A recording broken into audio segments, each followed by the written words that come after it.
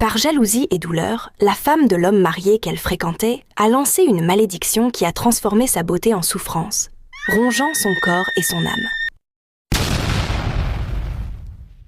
Les jours passaient et Célina semblait flotter dans une bulle dorée. Chaque matin, le parfum des fleurs fraîches qu'Adrian faisait livrer emplissait son salon. Chaque semaine, un nouveau colis, des chaussures italiennes, une montre, parfois même de l'argent, pour ses petits besoins. Mais plus le confort grandissait, plus quelque chose en elle s'éteignait. Adrian parlait d'avenir, elle rêvait d'encore plus de présent. Il voulait construire, elle voulait consommer. Un soir, ils étaient assis ensemble sur le canapé, les lumières tamisées. Adrian la regardait avec tendresse. « Célina, je veux te présenter à ma mère.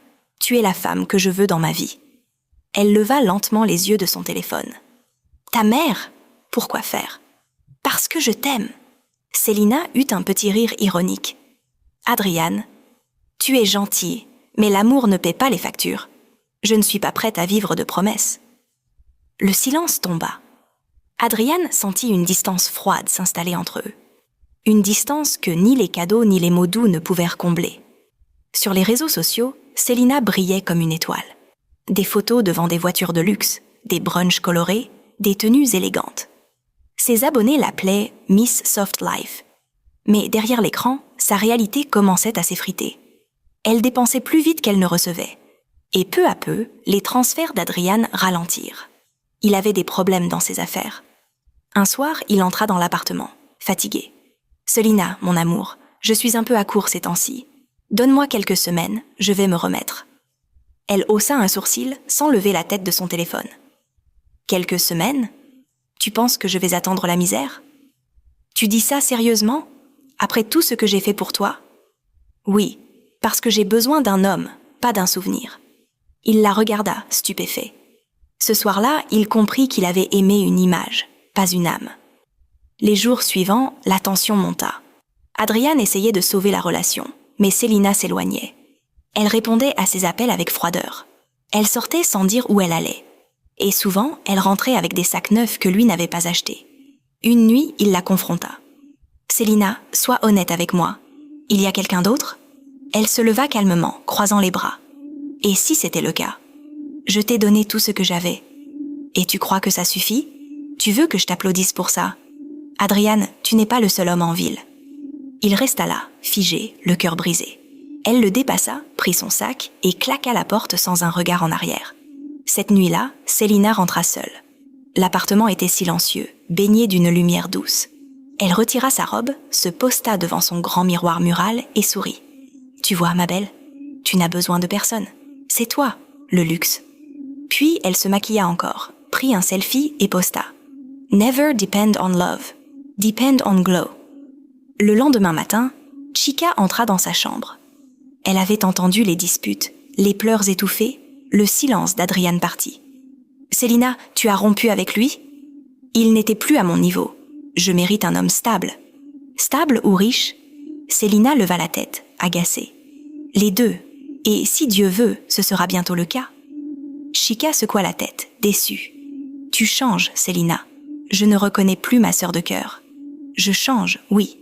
Parce que la vie ne récompense pas les bonnes filles, elle récompense les malignes. » Chica resta quelques secondes sans rien dire, puis murmura doucement. « Fais attention à ce que la vie te donnera en retour. » Quelques jours plus tard, Célina reçut un message. « Je quitte Benin pour un moment. Je te souhaite le meilleur. » Elle le lut, haussa les épaules et supprima la conversation. « Il reviendra.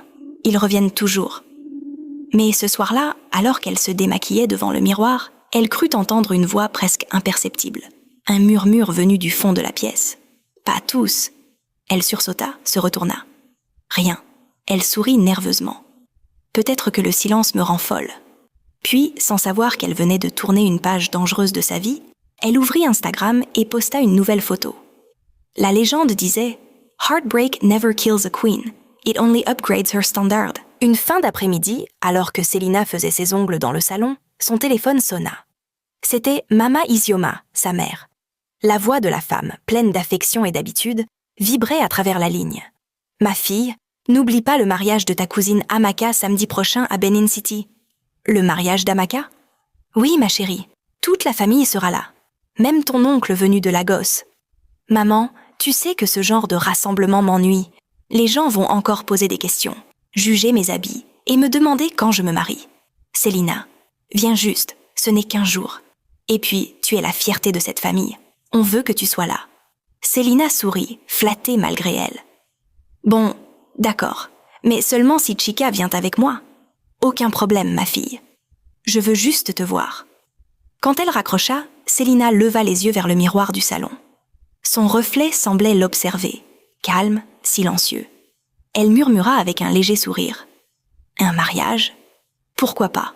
C'est peut-être là que les vraies opportunités se cachent. Toute la semaine, Selina ne pensa qu'à une seule chose, sa tenue. Rien ne devait être laissé au hasard. Elle passa 2 jours à chercher la robe parfaite, une coupe sirène couleur champagne qui épousait chaque courbe. Ses cheveux furent coiffés en un chignon bas, lisse et élégant. Ses ongles assortis à ses boucles d'oreilles dorées. Chika, assise sur le lit, l'observait avec une expression à la fois amusée et inquiète. « Tu te prépares comme si tu étais la mariée. » « Je ne me prépare pas pour être mariée, ma chère. Je me prépare pour être remarquée. » « Tu veux être remarquée par qui ? » « Par celui qui saura ce que je vaux. » Chika soupira. « Tu joues avec le feu. » Selina lui lança un regard dans le miroir. « Et pourtant, regarde-moi brûler, avec style. » Le samedi arriva, sous un soleil éclatant. Les tambours battaient, les chants d'Igbo emplissaient l'air, et les couleurs vives du gel et du lace illuminaient la cour du grand hôtel. Les invités riaient, dansaient, mangeaient, mais quand Selina entra, le temps sembla ralentir. Toutes les têtes se tournèrent. Sa robe brillait sous la lumière. Sa peau dorée semblait refléter le soleil. Les murmures commencèrent immédiatement. « C'est la fille d'Isioma, non ? Mon Dieu, elle est devenue une madame. Regarde sa tenue, sûrement importée d'Europe. » Selina traversa la salle lentement, avec ce sourire calculé qu'elle avait appris à maîtriser. Elle s'assit avec grâce, croisa les jambes et sortit son téléphone pour immortaliser le moment. Family event, still the star. Publié. Chika secoua la tête, amusée. Même ici, tu ne lâches pas ton public. Le public ne dort jamais, ma chère. Le mariage battait son plein quand Selina décida de sortir un instant prendre l'air. Elle voulait un peu de calme et surtout quelques photos à la lumière du jour. Dehors, le vent du soir soufflait doucement. Elle leva son téléphone, prit la pose et fit un selfie. Puis, en relevant la tête, elle le vit. Un homme. Grand, la 50aine, vêtu d'un agbada blanc immaculé brodé d'or. Son parfum embaumait l'air, et ses 2 gardes du corps se tenaient à quelques pas derrière lui. Il parlait à un groupe d'hommes plus jeunes, puis tourna lentement la tête vers Selina. Leurs regards se croisèrent. Ce fut un de ces instants suspendus, un silence où même le vent semble attendre. L'homme s'approcha avec une élégance mesurée. « Bonsoir, belle demoiselle. » Sa voix était grave, posée, enveloppante. « Je m'appelle Chief Obinna Agu. Et vous êtes ?» Selina répondit d'un ton presque théâtral. « Selina. Selina. » Il répéta son nom comme un bijou qu'on admire. « Vous avez un charme que peu de femmes possèdent. C'est presque dangereux. Peut-être que j'aime le danger. Alors, vous aimerez ma compagnie. » Il sortit une petite carte dorée de sa poche, y inscrivit un numéro et la lui tendit. « Appelez-moi. Je serai honoré d'entendre à nouveau cette voix. » Puis il monta dans son SUV noir, que ses gardes ouvrirent en silence. Le véhicule s'éloigna dans la poussière du crépuscule, et Selina resta immobile, la carte entre les doigts, le cœur battant fort. Chika arriva quelques minutes plus tard. « Selina, qu'est-ce que tu fais dehors ?